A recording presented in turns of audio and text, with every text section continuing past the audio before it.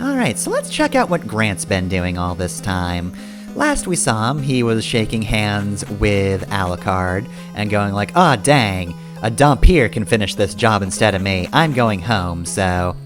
now let's check out Grant's walk home in the sunken city of poltergeists.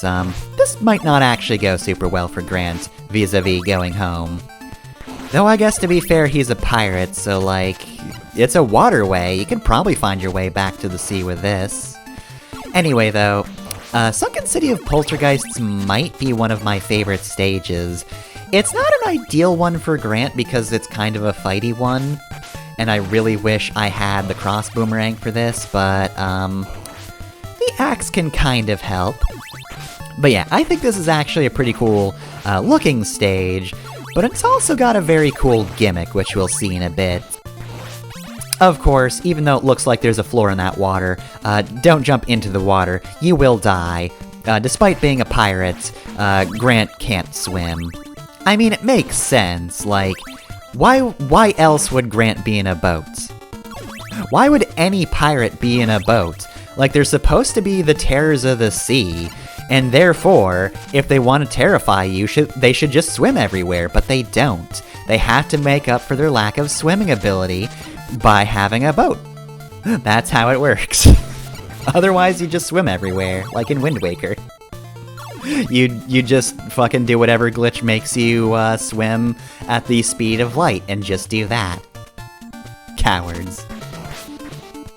Anyway, we've got the bone dragons, the skeleton dragons, whatever they happen to be. That's the reason that Grant's not great for this stage. It's very fighty, and he's fine against the fishmen. Like, stabbing these guys, pretty easy.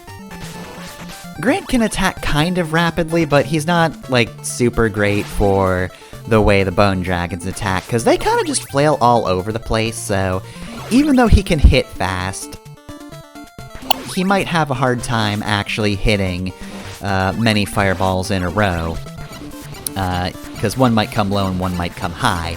But if you get them stun-locked, they're very easy. I wish that one dropped hearts instead, but whatever, fine, bags of money, sure. Probably makes Grant happy.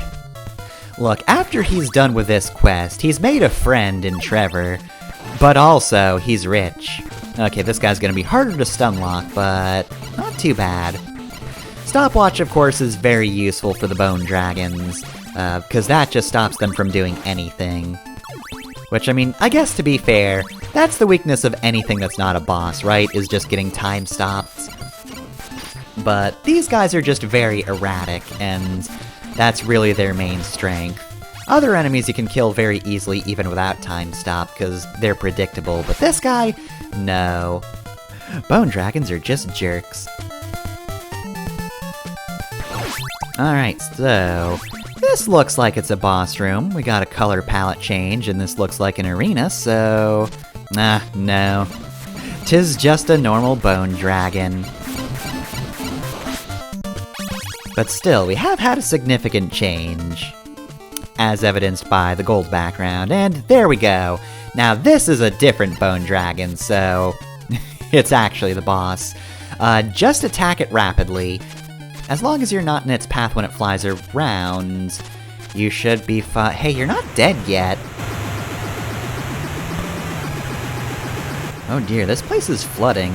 Grant, you might want to do something about this. This bone dragon is actually strategizing. It's trying to kill us with the environment. We gotta get out of here. Oh no, he has ear pods in. He can't hear. But thankfully he finally saw the water.